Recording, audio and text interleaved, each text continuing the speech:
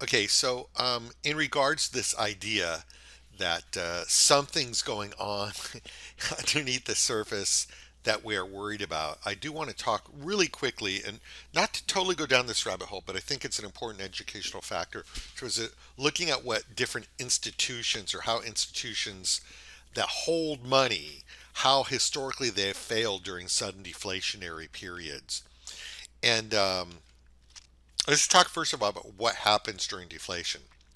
Now, again, this is about when we talk about deflation, we're talking about the collapse of the economy, the collapse of institutions. Inflation is a different run, and you need to know that inflation is what the government will try to keep causing until it can't anymore. You're not going to lose institutions in inflation. That's why I'm not talking about it so much. It's more of a consumer problem, and it's a problem of living in the world. But when you have deflation, you've got a large sum of money. Your biggest worry is it might disappear overnight, and that happens in a deflationary sudden incident. That's why I'm focusing on this, as opposed to going all into inflation, because it has to do with institutional safety at its core. So in deflation, banks fail and they require emergency measures. Stocks fail. Credit will freeze. There's no money. All the stuff that all the stuff that banks thought they owned in order to leverage credit, they no longer own because the price of those goods are just disappeared, and so credit freezes. You saw that in 2008. Businesses fail. Wages fall. Wages, so people can't make any money anymore. No one can afford to hire them. So then you have unemployment. You have a loss of demand. Nobody wants any goods because nobody's got any money.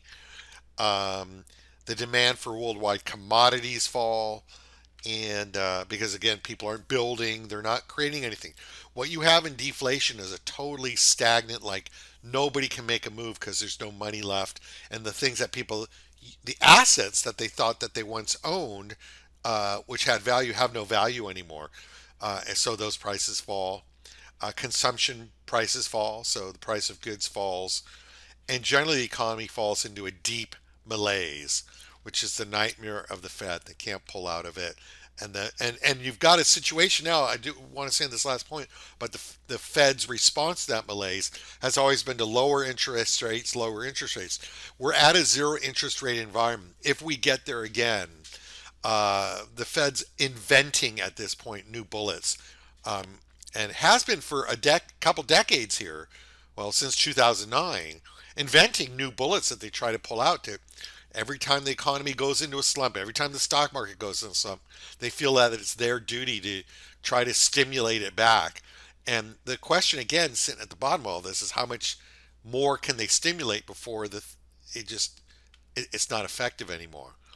So the losers in deflation are anybody that's holding stocks, commodities, real estate, hard assets that are falling in prices, as we saw in Japan that started in the 1990s and it's hardly come out of its deflationary spin since 1990s.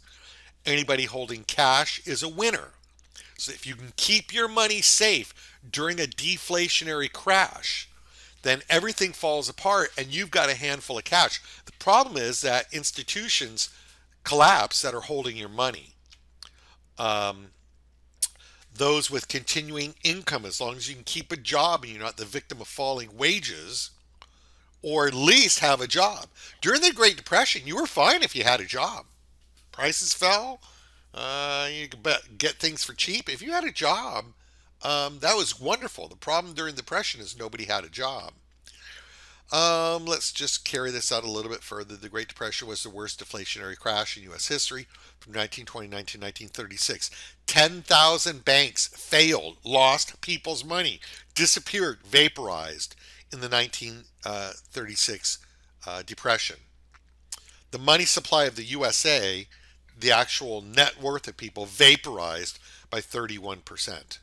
There, that's how much wealth disappeared. Stocks are usually the first casualty of any sudden deflationary spin. There you have the deflationary spin of the Great Depression, and here you have the deflationary spin in stocks from 2008 to 2009 in the Great Recession. Um, what else? Why are banks so susceptible? Okay, little bit of a sidebar here. Banks make money by leveraging money. They lend your asset to somebody else. So the bank takes in your deposits and they take that money and they give it back in a multiple. I don't know if it's covered on this slide, to lenders. So that's how they make money. If you give them $1,000, they can typically minimally loan out $10,000 against the thousand that you lent them. I think it's covered in this slide. U.S. banks during the right prior to the Great Recession were 20 times leveraged. They had loaned out 20 times more money than they actually took in from depositors, and the European banks were 30 times over leveraged, or more leverage than deposits. Now, how can they do that? Governments don't create money; banks create money. That is another important aspect. Governments don't print near as much money as banks print by 10xing the money supply every time they get deposits. This is really key. People, oh, they're printing a lot of money, they're printing a lot of money. Well, the biggest deflationary periods, like if you go back to 2008 when banks could loan money for about, what happened was that they took deposits in, they dropped their interest rates, they made it easy to borrow money, and they caused the inflation of the housing market. They caused the overinflation of the housing market by making money too easy, and then that market collapsed because it had inflated more than real value could be found. So banks have a more severe effect upon inflation than governments do when you get times of loose money in the banking system. So, what about security? Banks make money by leveraging money, as we've just talked about. So, if a bank is loaning that money out to lenders, granted, they will take in some sort of deposit. Okay, so they've got these loans, and on paper, they've taken in collateral against those loans. That's why they can loan out more than they have, because they don't just have your deposits to loan. But if they loan out 10 times the amount of deposits, they're taking collateral in to counterbalance those loans. So in an ideal world that works. But for example, if you have over leveraged homes as we did 2008, I'm not saying that's currently the scene, but when you get a bubble like that, then they take in all, in the 1920s, they took in stocks as collateral. Overpriced stocks. In 2008, they took in overpriced homes as collateral, which was the only way to leverage the fact that they were, like, in other words, $1 billion of loans has $1 billion of collateral against it. So that should balance if you take in the same amount of collateral as you've loaned money out. And there's also a thing called shadow banking. And let's see, the way that works, as I covered on this slide, is you have all of the papers out. Oh, yeah, this went on a lot in 2008. So now there's all these loans that are out against collateral. It's an equal amount of collateral to the loan. So that should balance. But now you've got brokers that say, what if we sell the loans? It's an extra derivative level. What if we sell the loans to stocks and mutual funds? We sell the loans to investors. Well, now we've got the investors have given us the money that's equivalent to the loan, and we can go out and loan even more. And that's known as the shadow banking system, which is now you have loans with collateral against them, but you go out and you sell the loans. That gets you more money with more banks selling their loans, and it just gets ridiculously overbalanced. And so what you have is a lot more loans in the system than you have collateral. And once that breaks up, and once that gets overdone, the whole banking system starts to fall apart. All right. Now, I hope that wasn't too laborious. Just wanted to talk about how the banking system does fall apart when it falls apart. 1926, 1936, again, 10,000 banks fail, money supply vaporizes by 31%. Back then it was stocks. I don't know if the loans were collateralized and sold off, but this slide may be redundant, but I might have just put it back in there for more emphasis. Now, there was a surprising survivor. I personally studied up on this and looked for what institutions during the Great Depression survived very well and did not get caught up in that crash of financial institutions, which lost 31% of the country's money. 1964, there was a study that occurred that I found by Robert Mills. It was cited to the United States Congress. They had some hearings on this. The paper examined how dependable life insurance companies are under varying economic conditions and whether life insurance companies actually lent stability to capital markets in severe periods of economic stress. And I knew this because I know that they have a different model on how they hold money. So I found this paper that talked about what happened to life insurance companies during the Great Depression when the banks were failing. I wanted to know how they held up. So the acid test was the Great Depression. The total assets of life insurance companies which ceased operations between 1929 and 1938, when way back then 10,000 banks failed, mind you. Well, the total assets of life insurance companies which ceased operations during that time or were impaired amounted to 2% of all assets of all life insurance companies. So the money supply of the country vaporized by 31%. But the assets that were impaired, or impaired too, doesn't mean lost, because you'll see in the second sentence why they weren't lost, was 2% of all assets of life insurance companies. By 1940, the impaired policyholder reserves, that's the assets of life insurance companies that they hold to make policyholders whole, it's the policyholders' money, were rebuilt by what's known as the reinsurance industry. It's a second layer you probably don't know of the insurance industry that insures insurers. It's called reinsurers. They take a portion of their risk, the main insurers, and they pass it on to a second reinsurance company. So the reinsuring industry actually recovered those lost assets so that the maximum aggregate loss of life insurance industry during the Great Depression had been reduced to 0.6%. So this is incredible. 31% of the money supply dries up. 10,000 banks during the 1930s, a lot less banks, failed. And the life insurance company had an aggregate loss ultimately, as they recovered by 1940. The aggregate loss of those life insurance companies was 0.6%. That's astounding.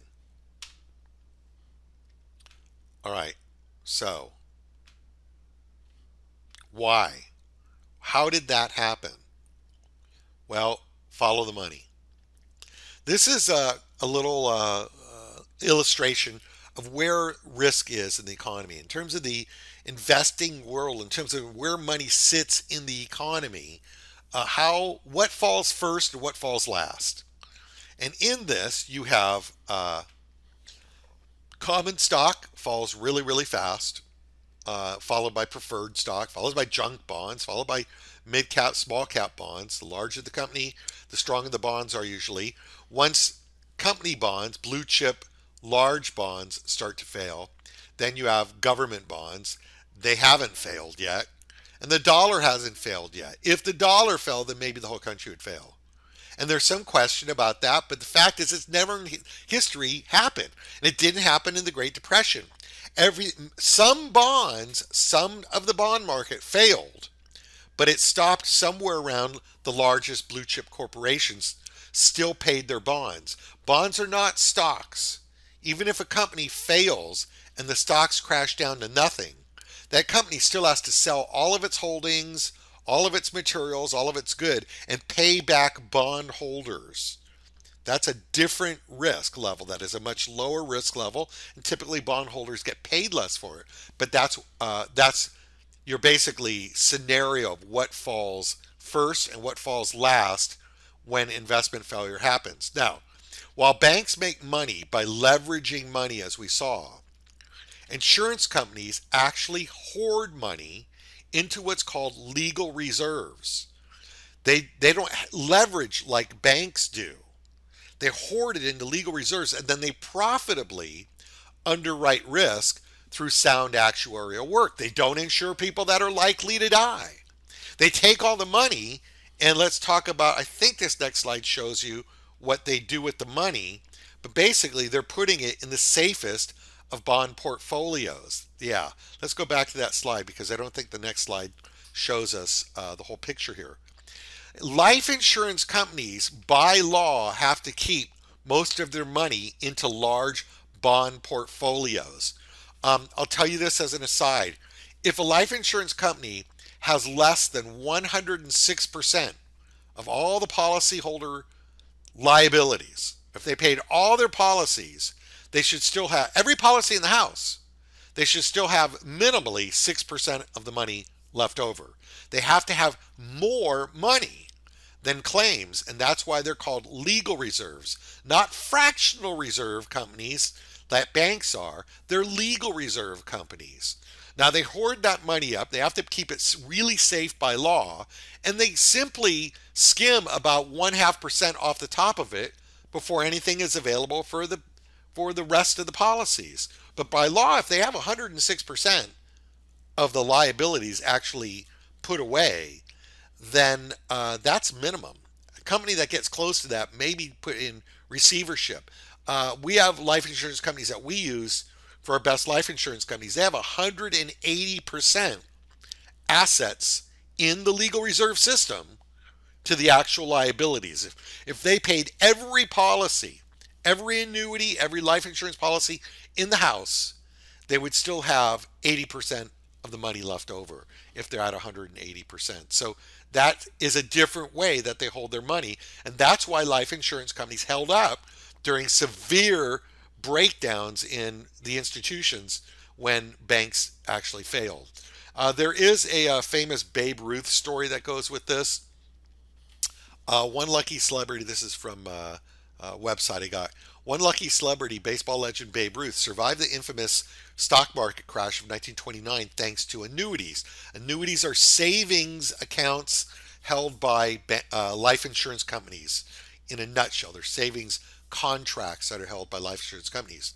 Urged by his business mentor and sports cartoonist Christy Walsh, Ruth put his money into annuities before the crash.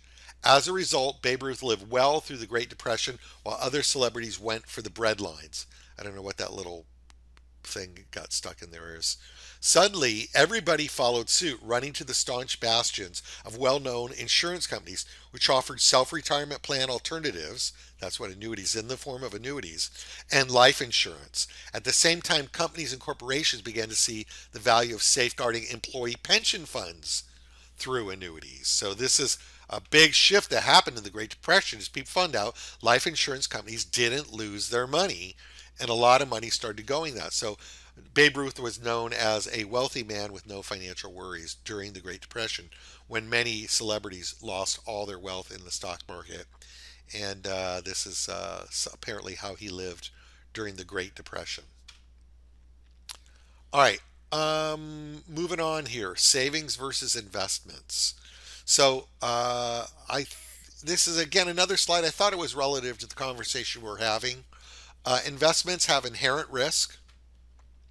You hope for a higher return for the risk that you take, but they can't be critically timed. It might be down when you need it. You can't time exactly when you're going to go and cash in your investment because it tends to fluctuate. Savings is the money that you're not willing to suffer losses on.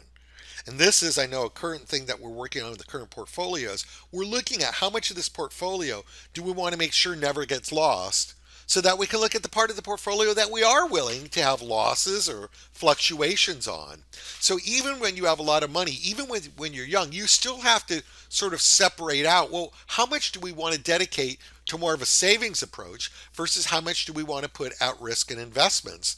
And within that realm, you never put all of your money at risk. Um, if you're close to retirement, then you're going to draw down your life basics. Your bills are going to get paid from your savings, and you're going to be dependent on that. It's got to be there when you need it, and it's got to be there when you expect it. So that's a little different on how to look at savings versus investments. Now, the fact is, since the Great Recession, and really since the tech bubble, there has been a war on savings. And I'm sure that this slide is probably totally outdated. This is back when you could get 0.7%, I think, on a 5-year CD. So savers who are trying to put their money in safe places, oh, this is like, oh no, this was like a 6-month CD. Yeah, this you can't even find this anymore at all. 6-month CD was zero point 0.7 and a 5-year was 1.9. We're down to a 5-year at best paying 1% or so these days. Now, this is a war on savers because savers are trying to keep their money safe, and yet they get paid nothing for it. There's an absolute disincentive to do anything that's safe with your money because it doesn't pay anything. Okay? Now, question. Where can you keep savings that pay significantly higher interest rates than banks? And I'm again qualifying savings, meaning you can get to the money when you need it and it's not going to have a loss. So where can you do that pays higher interest rates than the banks? In some cases 7 to 10. That might have come down some, but we've got some pretty safe places for some amount of liquid money that uh, is paying around 7 to 10 at times on some years. Will guarantee your rate. That's another thing we can look at in building your plan. Does not. There's some things will get guaranteed. Some things will go for a higher return. We won't necessarily get a guarantee of that return, but we will get a guarantee that we won't lose the money. So we might lose the top end of this is exactly how much you're going to get. But as you saw earlier on a fixed index strategy, we might not be able to guarantee what the return is, but we can guarantee that we won't lose any money. Doesn't leverage your deposits to lenders like banks does, and has a proven track record of fulfilling their obligations during historic periods of financial upheaval and a deflationary system failure. I know that we had talked about your concern about failure in the system with a lot of your money over several decades coming, and you want to make sure that any surprise along the way doesn't touch you. So when we talk about using life insurance for safe money, life insurance companies, and again, depending on your age and what you're trying to do, it's not always one vehicle from a life insurance company. But if we use that industry, we get less risk. And typically, because they're at less risk, they can get a greater return. Now, again, this was talking about guarantees at the time. Uh, I'm I'm going to withhold the fact that guarantees are different over time. We may be at a lower market now than we used to be. But just for a straight guarantee, when I did this slide, a 5-year CD was paying 1.9%. And we were finding guaranteed lifetime income riders for growth at that time that were paying between 4 and 10% on a 5-year product. So this was because they're taking less risk with the money, they can give more back to you. Going back to our 5 greatest risks. I'm going to stop this one at this moment, and we're going to come back on the next video and talk about tax risk.